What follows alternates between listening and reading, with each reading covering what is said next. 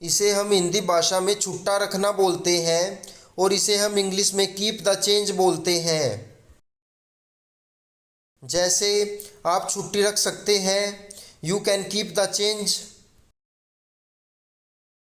इसे हम हिंदी भाषा में राज रखना बोलते हैं किसी बात का, और इसे हम इंग्लिश में कीप ए सीक्रेट बोलते हैं।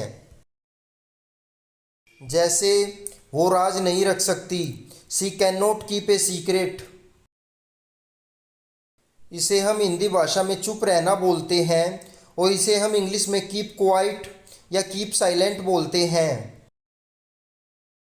जैसे कृपया चुप रहिए, प्लीज़ कीप क्वाइट या प्लीज़ कीप साइलेंट। इसे हम हिंदी भाषा में किसी बैंक का दिवालिया हो जाना बोलते हैं और इसे हम इंग्लिश में गो बैंकरप्ट बोलते हैं। जैसे कंपनी दिवालिया हो गई है, the company has gone bankrupt. इसे हम हिंदी भाषा में किसी के संपर्क में रहना बोलते हैं और इसे हम इंग्लिश में कीप इन टच बोलते हैं। जैसे मैं हमेशा आपके संपर्क में रहूँगा, I will always keep in touch with you. इसे हम हिंदी भाषा में संपर्क खोना बोलते हैं किसी से और इसे हम इंग्लिश में लूज टच बोलते हैं। जैसे मैंने अपने पुराने दोस्तों के साथ संपर्क खो दिया, I lost touch with my old friend. इसे हम हिंदी भाषा में शरीर का तापमान मापना बोलते हैं और इसे हम इंग्लिश में टेक समवन्स टेम्परेचर बोलते हैं। जैसे मुझे तुम्हारे शरीर का तापमान मापने दो, let me take your temperature.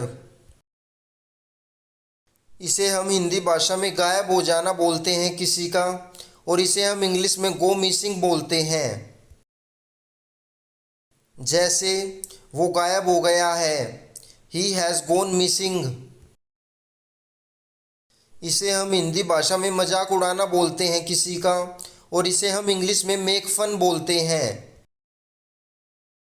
जैसे वो उसका मजाक उड़ा रहा था, he was making fun of हर।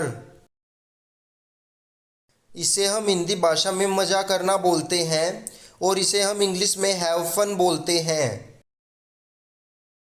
जैसे चलो मज़े करते हैं, लेट्स हैव फन।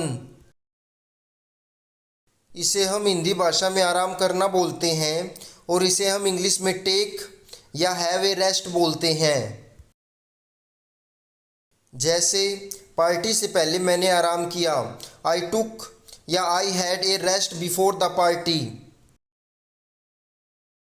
इसे हम हिंदी भाषा में मौका मिलना बोलते हैं और इसे हम इंग्लिश में हैव ए चांस बोलते हैं।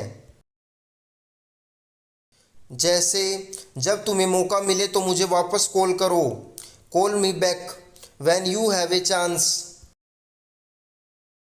इसे हम हिंदी भाषा में खतरा मोल लेना बोलते हैं और इसे हम इंग्लिश में टेक ए रिस्क बोलते हैं। जैसे खतरा मोल मत लो, डोंट टेक ए रिस्क। इसे हम हिंदी भाषा में मदद करना बोलते हैं और इसे हम इंग्लिश में गिव ए हैंड बोलते हैं। जैसे कृपया मेरी मदद कीजिए, please give me A hand. इसे हम हिंदी भाषा में हिस्सा लेना बोलते हैं किसी चीज़ में और इसे हम इंग्लिश में टेक पार्ट बोलते हैं। जैसे मैं इस खेल में हिस्सा लेना चाहता हूँ, I want to take part in this game.